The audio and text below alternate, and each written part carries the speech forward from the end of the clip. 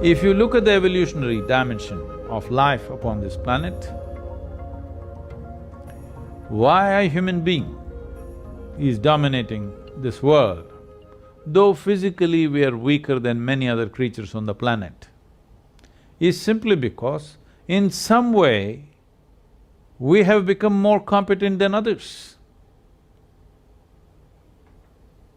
So the competence of being human is greatly reduced when there is no clear distinction between what is memory, what is imagination, what is sleep, what is wakefulness.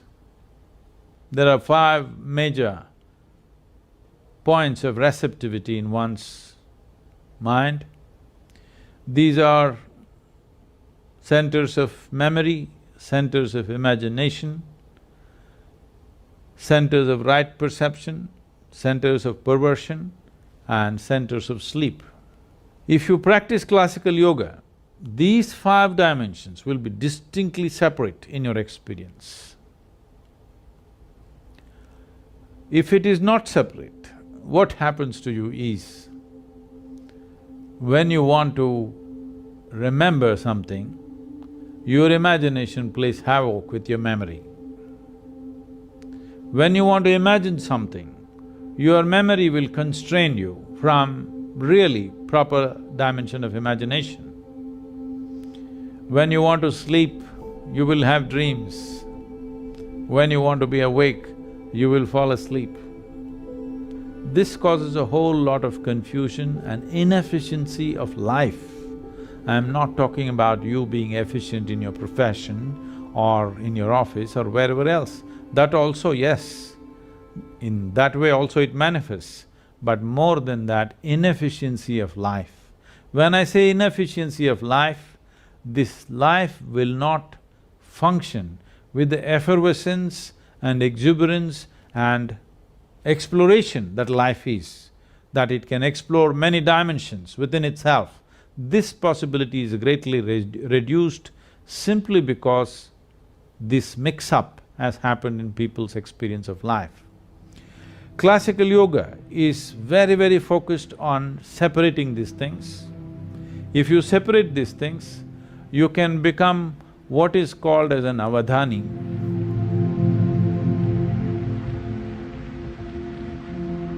In ancient times, there were many people, today there are a few.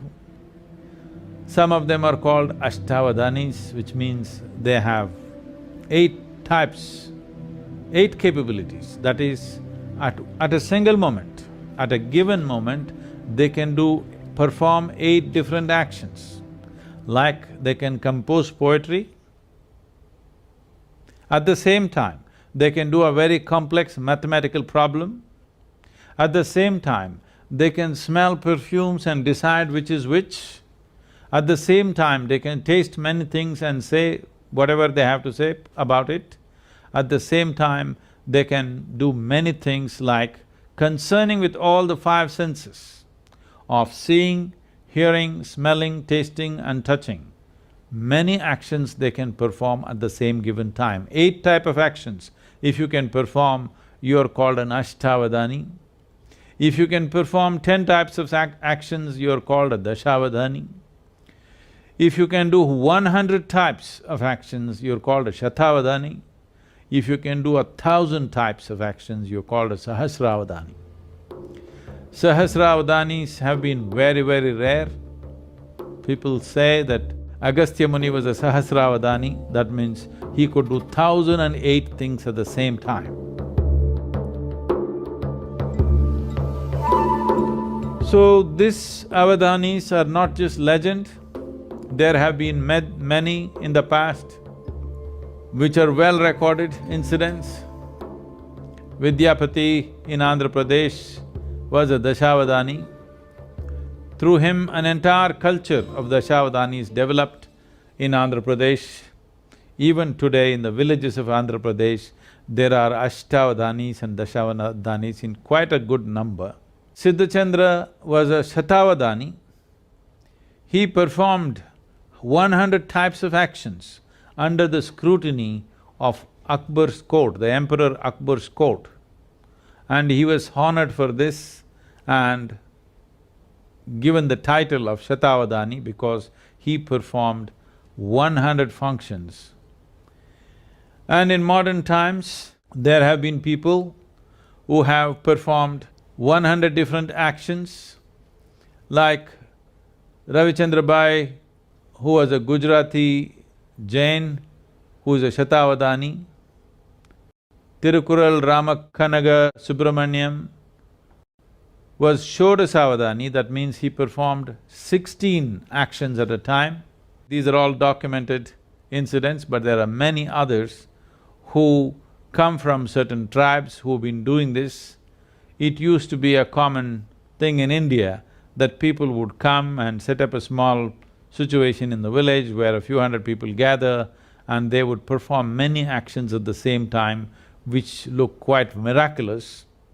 But this is just to demonstrate the capacity of human memory, because human memory is not limited to articulate memory that we are talking about. Articulate memory is just a thin layer, the rest is a profound dimension. Our body carries 1 trillion times more memory than what you can articulate in your mind.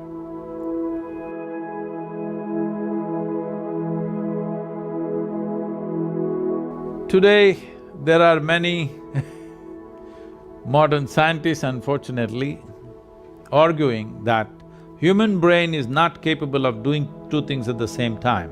You can do it best only if you do one thing at a time. I am a living example that they're all wrong. I have 12, 14 tracks running in my mind all the time. Do I look distracted, disturbed or stressed because of that? No. You can perform any number of things because of this. It is not even that you have to consciously pay attention to it. If you open up a certain track and leave it, it goes on by itself. This is the nature of human intelligence. You are not sitting here and conducting your renal functions or your liver functions or your spleen working or not. You're not doing this. Aren't all these many things happening at the same time? Isn't there an intelligence within us which is capable of doing all these things? It is just that most human beings are understanding human intelligence as just as intellect. Intellect is only the surface aspect, it is a veneer in the huge volume of intelligence that makes us who we are, because we are made from within. All the intelligence that is needed to create this body, to create this life, is intrinsic to us. It is not something that happens from outside. It is intrinsic to us. It is just a question of access. If you want a living intelligence, if you want to exist as a living intelligence, one thing you should not do is, you never ever form an opinion about anything. That means you're always an active intelligence, you're looking at everything the way it is. An opinion means you have given up your ability to experience, you have become opinionated, or an impression of the past is overruling the reality of what is there right now. This is what an opinion is. But unfortunately, we have created societies where unless you have an opinion, you're considered dumb or stupid because you have no opinion. But that's the smartest thing you can do, that is the most intelligent thing you can do, is that you did not subscribe to any opinion, you're willing to look at everything just the way it is.